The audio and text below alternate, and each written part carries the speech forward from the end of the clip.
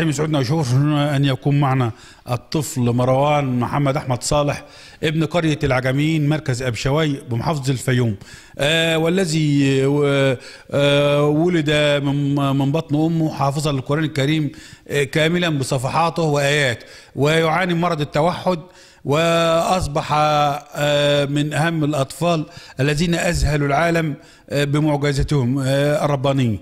كلامنا ولينا لقاء مع والده أولا، يكلمنا متى بدأت هذه المعجزة؟ حضرتك بدأت المعجزة بعد حوالي 6 سنوات من عدم النطق. يعني هو كان نزل من بطن أمه فقد النطق. فقد النطق ويعاني من التوحد. بيعاني من التوحد، وطبعا عرضناه للأخصائيين بالنسبة لعدم النطق بعد الفترة اللي المفروض يتكلم فيها. طبعا الدكاترة ما شخصوش الحالة بتاعته بالظبط وما فادوناش خلال الفترة دي. جميع الأطباء اللي احنا عرضناه مروان عليهم، ووديناه تخاطب برضه في الفترة دي كان بيروح حضانة. بيروح حضانة. طب هو في التعليم عامل ايه في التعليم؟ هو كويس مميز برضه يعني، بس مش للدرجة يعني اللي هي يعني 80% كده من مستوى. طب اكتشفت المعجزة دي ازاي بقى؟ اكتشفته بعد ما اتكلم، طبعا بعد ما انعم الله عليه بالنطق بالكلام من بعد 6 سنوات وشوية.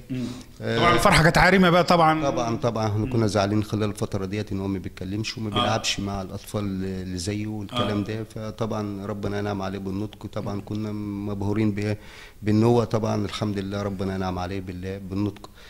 طبعا بدأ يتكلم معايا يا بابا، يتجه للمصحف وكده، لقيته بيمسك المصحف يا بابا، لقيته يعني بدأ ان هو الموهبة اللي من عنده بقى طبعا تظهر تدريجيا. يا بابا آية البقرة، سورة البقرة ديت 286 آية. طبعا انا مبدئيا انا يحدد ارقام الصفحات كلها طبعا. فطبعا وارقام الايات طبعا لقيته مرة واثنين وثلاثة في الأسئلة بيقول لي يا بابا كذا وكذا وكذا وكذا، فاكتشفت بيني وبين نفسي ان ده طبعا معجزة من عند الله سبحانه وتعالى. وان هو عاوزين بقى نجرب على الطبيعة ونختبره بقى. ماشي حضرتك، ماشي اتفضل. ماشي اسأله كده. أسأله بإذن الله تعالى.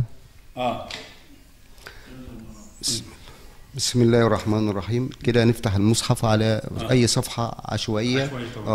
بسم الله الرحمن الرحيم. مروان صفحة 225. 225 أول آية بتقول إيه؟ بسم الله الرحمن الرحيم. ويصنع الفلك 225 آية 225. 225 الصفحة 225. ويا قوم لا أسألكم عليه مالا نازل على الله وما أنا بطارد الذين آمنوا إنهم ملاقو ربهم ولكني أراكم قوما تزالون. طيب اسم السورة ايه؟ اسم السورة سورة هود. سورة هود. طيب عايزين نشوف الآية كام بقى دي؟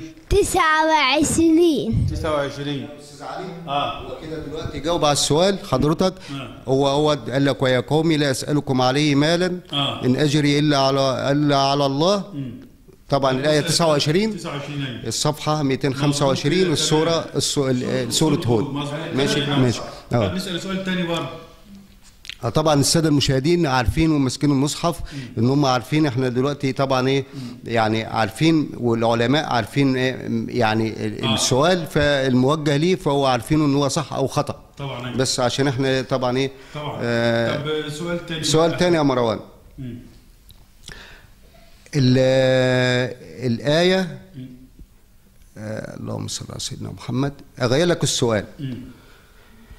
ولا تسبوا الذين يدعون من دون الله فيسبوا الله عدوا بغير علم. دي الآية دي في سورة ايه؟ سورة الأنعام. برافو عليك. برافو عليك. ليه كام؟ 108. الله ينور عليك.